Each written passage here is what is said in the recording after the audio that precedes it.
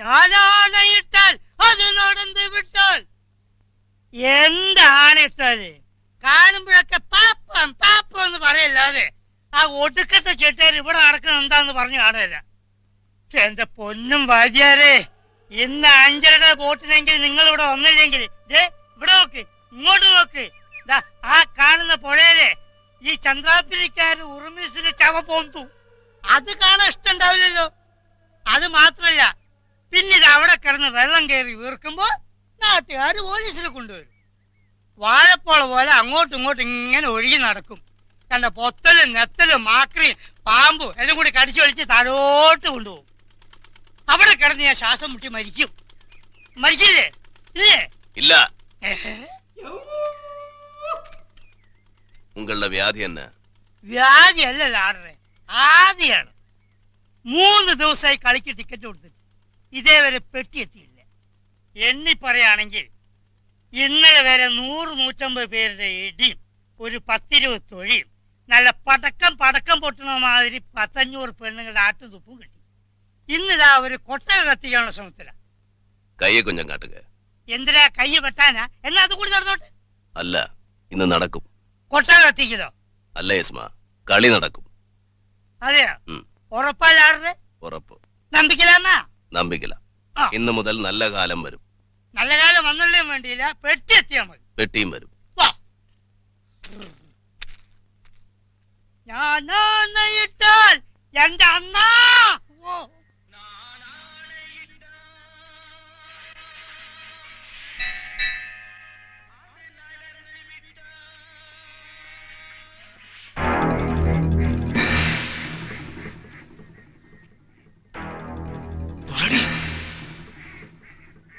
തൊഴുതിട്ടാ വരുന്നത്.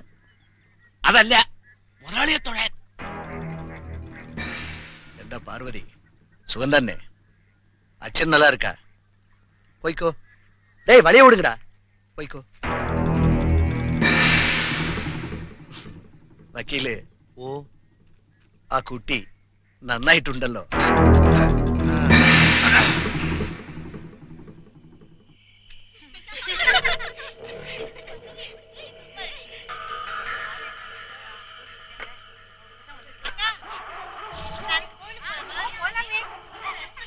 എല്ലാം ചെട്ടിയാരുടെ വെപ്പാട്ടികളാ.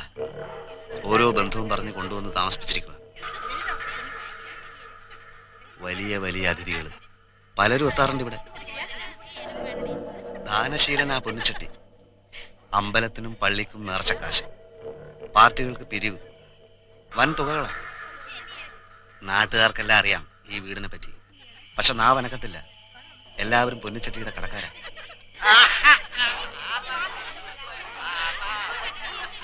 നായരുടെ പേര് പറഞ്ഞ് വക്കീലും ക്രിസ്ത്യാനിയുടെ പേര് പറഞ്ഞ് ചാക്കോയും പാടം തുണ്ട് തുണ്ടാക്കി ചെട്ടിയാർ കടിയറ വെച്ചു. സർക്കാർ റേഷൻ കടകൾ തുറന്നു. പക്ഷെ റേഷനൊക്കെ ചെട്ടിയാരുടെ ഗോഡൌണില. ഒന്നും പറയണ്ട എന്റെ ശൗരി. ഇനി ഇപ്പോഴത്തെ ഭരണം എന്തൊക്കെയാണാവോ ചെയ്യാൻ പോകുന്നത്. ഒന്നും അറിഞ്ഞുകൂടാത്തവൻ എന്തുമാകാമല്ലോ. MD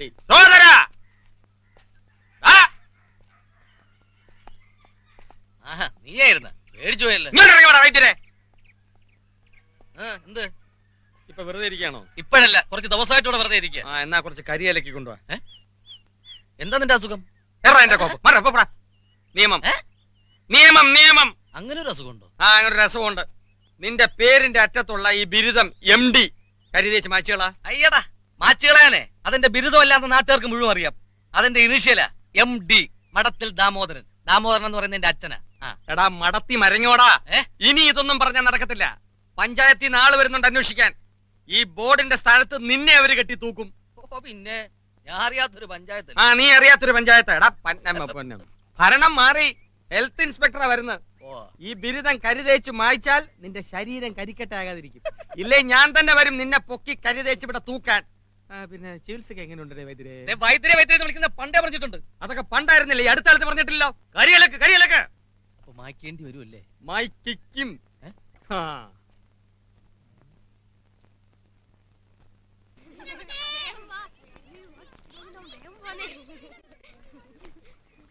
നമസ്തേ ടീച്ചർ. നമസ്തേ. പിള്ളേരെ, കുഞ്ഞമ്മോ, കഥയച്ചടിച്ച് വന്നിട്ടുണ്ടല്ലോ. നിഴലിനെ വരിച്ച പെൺകുട്ടി. കണ്ടില്ലായിരുന്നോ? ഇല്ല, അച്ചടിക്കൊന്ന് എഴുതിയിരുന്നു. കൊള്ളാം കേട്ടോ, ഞാൻ വായിച്ചു. ഞങ്ങളെ പറ്റി കുറച്ചുകൂടിയൊക്കെ എഴുതായിരുന്നു. ചരിത്രമേറെ പറയുന്ന വീട്ടിൽ ജനനം, ചാരിത്രത്തിന് കാവലായി വാളൂന്നി ജീവിച്ച കാരണവന്മാരും. ആദ്യത്തെ ഓർമ്മ ആയിരപ്പറ പാടത്താണ്. ഉഴലിനും നടീലിനും കൊയ്ത്തിനും മെതിക്കുമിടയിൽ ശൗരിയോടൊപ്പം കളിച്ചു നടന്ന കാലം. നമ്മളെ ഇവൻ ഏതാ? നമ്മുടെ പാപ്പിയുടെ മോനാ. കഴിച്ചോടാ. നായിക്കും നസ്രാണിക്കും പ്രസാദം കൊടുക്കരുതെന്ന് ആ ചൊല്ല്. ആര് ചൊല്ലിന്ന? ഏതെങ്കിലും ഒരു ശുംഭം പറഞ്ഞു കാണും. തലമുറകൾ ഏറ്റു ചൊല്ലുന്ന വിവരക്കേടിനാ പഴഞ്ചൊല്ലെന്ന് പറയുന്നത്.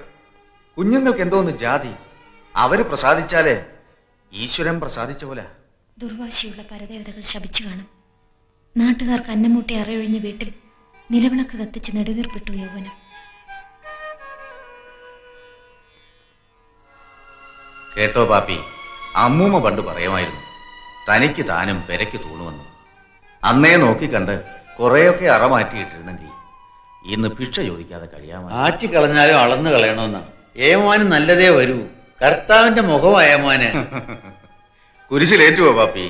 കുരിശിലേറ്റിയാലും 3-ാം നാൾ ഉയർത്തെഴുന്നേൽക്കുമല്ലോ കർത്താവ്. ശൗരി,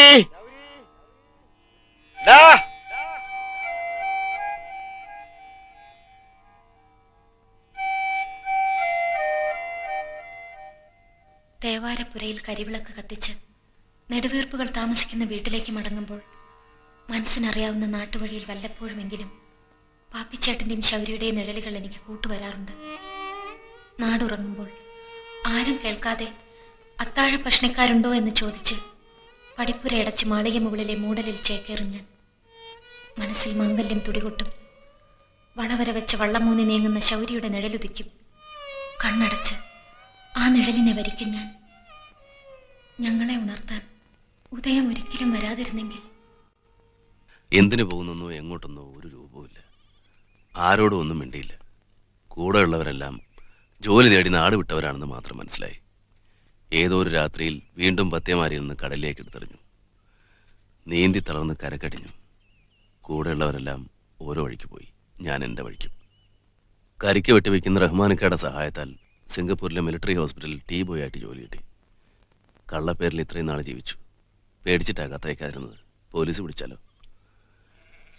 വീട്ടിലേക്ക് ഞാൻ കൊടുത്തയച്ച കാശൊന്നും അവിടെ കിട്ടിയിട്ടില്ലെന്ന് വാസു പറഞ്ഞപ്പോഴാണ് ഞാൻ അറിയുന്നത്. സാറാക്കുട്ടിയെ കെട്ടിച്ചയക്കാൻ വന്നതാ. കല്ലറ മണിയാൻ വിധി. എന്റെ പെങ്ങളെ അമ്മച്ചി നോക്കില്ലല്ലോ പറഞ്ഞു കുഞ്ഞ്.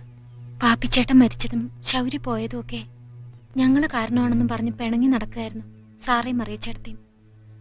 അടുക്കാൻ എത്ര നോക്കിയിട്ടും അടുത്തില്ല. എഴുതി അറിയിക്കാൻ ശൗര്യയുടെ വിലാസവും ഇല്ല. വീട്ടിലെ പ്രശ്നങ്ങളാണെങ്കിൽ അതിലേറെ ഒന്നും ചെയ്യാൻ കഴിഞ്ഞില്ല. സാരമില്ല പറഞ്ഞു കുഞ്ഞ്. മനസ്സ് നൊന്നങ്ങ് പറഞ്ഞു പോയതാ. ആ ചെട്ടിയാരെ കയ്യിൽ നിന്ന് ഞങ്ങളുടെ വീട് ഒഴിപ്പിച്ചെടുക്കണം. അതുവരെ കാണും ഞാനിവിടെ. അത് കഴിഞ്ഞ പോവും. തിരിച്ചു പോകണം. ജീവിക്കാനുള്ള കൊതി കൊണ്ടൊന്നുമല്ല. ആത്മഹത്യ ചെയ്യുന്നത് ആണത്തമല്ലാത്തതുകൊണ്ട്. പോകരുത് ശൗര്യന്, എങ്ങും പോകരുത്. മറ്റാരുമില്ല ഞങ്ങൾക്ക്. കഥ വായിച്ചില്ലേ? വായിച്ചു. വായിച്ചേ ഉള്ളോ? എന്നെ കണ്ടില്ലേ? പാർവതി കുഞ്ഞെ, ഇവിടുന്ന് പോകരുത്. നാട്ടിൽ വഞ്ചനയുടെ കല്ലിട്ടും നാട്ടാരുടെ കണ്ണിൽ പൊടിയിട്ടും നാടുനീളെ അധികാരക്കൊടി പറപ്പിച്ച് വോട്ടിട്ടു ജയിപ്പിച്ച നാട്ടുകാരെ ഒന്ന് തിരിഞ്ഞു നോക്കുക പോലും ചെയ്യാതെ പാഞ്ഞു പോകുന്ന മന്ത്രിമാരല്ല ഇന്ന് ഈ നാട് ഭരിക്കുന്നത്. ഇവിടുത്തെ വായനശാലാ മുറ്റത്ത് നാടകം സംഘടിപ്പിക്കാനാണ് ഞാൻ ആദ്യമായി നാട്ടിൽ വന്നത്. ഒന്നും ഞാൻ മറന്നിട്ടില്ല. എല്ലാവരെയും ഞാൻ ഓർക്കുന്നു. എന്നോടൊപ്പം തോളോട് തോൾ ചേർന്ന് നിന്ന് ഇന്ന് നാട് ഭരിക്കുന്ന ഈ പ്രസ്ഥാനത്തിന്റെ സന്ദേശം ഇന്നാട്ടിൽ പ്രചരിപ്പിച്ച ശൗരി. വർഷങ്ങൾക്ക് മുൻപ് ഇന്നാട്ടിനെ ചോറൂട്ടി വളർത്തുന്ന ആയിരപ്പറപ്പാടം സാക്ഷിയായി അന്യായത്തെ ഒറ്റയ്ക്ക് എതിർത്ത് ഒളിച്ചോടേണ്ടി വന്നു. അന്നത്തെ നിയമം ശൗരിയുടെ മേൽ കൊലപാതക കേസുകളാണ് ചാർജ് ചെയ്തത്. ഈ മന്ത്രിസഭ അധികാരത്തിൽ കയറിയതിനു ശേഷം തീരുമാനമെടുക്കാൻ വേണ്ടി ആദ്യമെടുത്ത കേസുകളിൽ ഒന്നാണത്. ആയിരപ്പറപ്പാടത്ത് അന്നു നടന്ന സംഘടനവുമായി ബന്ധപ്പെട്ട എല്ലാ കേസുകളും പിൻവലിക്കാൻ ഉത്തരവായിട്ടുണ്ടെന്ന ആ സന്തോഷ വാർത്ത നിങ്ങൾ അറിയിക്കട്ടെ.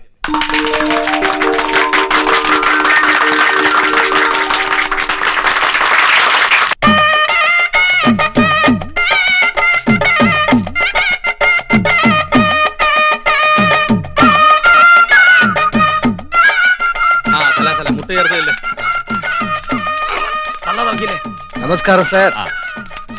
ബഷീറേ,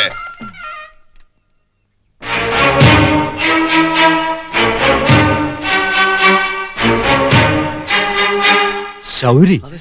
അതെ ബഷീറെ, വായനശാല മുറ്റത്ത് തോളോട് തോൾ ചേർന്ന് തന്നോടൊപ്പം നിന്നു താൻ പറഞ്ഞ ശൗരി. ഈ നാടിന് അന്നമൂട്ടിയ വീടിന് വേണ്ടി കുത്തുകൊണ്ട് മരിച്ച പാപ്പിമാപ്പിളയുടെ മകൻ ശൗരി. ബഷീറെ, താനെന്ന് ഞങ്ങളെ കൊണ്ട് കളിപ്പിച്ച നാടകത്തിലെ ശരിയായ ഹീറോ താനായിരുന്നു എന്ന് എനിക്കിപ്പോഴാണ് മനസ്സിലായത്. മന്ത്രിയായല്ലോ. നന്ദിയുണ്ട് ബഷീറെ. ഇങ്ങനെ ഉറക്കെ സംസാരിക്കാനുള്ള സ്വാതന്ത്ര്യമെങ്കിലും എനിക്ക് തിരിച്ചു കിട്ടിയല്ലോ. എന്റെ അമ്മച്ചിയും പെങ്ങളും എല്ലാം ഞാൻ അറിഞ്ഞു. എങ്ങനെ മരിച്ചു താൻ അന്വേഷിച്ചോ? ശൗരി, നമുക്ക് പിന്നെ സംസാരിക്കാം. പറ്റില്ല, എനിക്കിപ്പ സംസാരിക്കണം.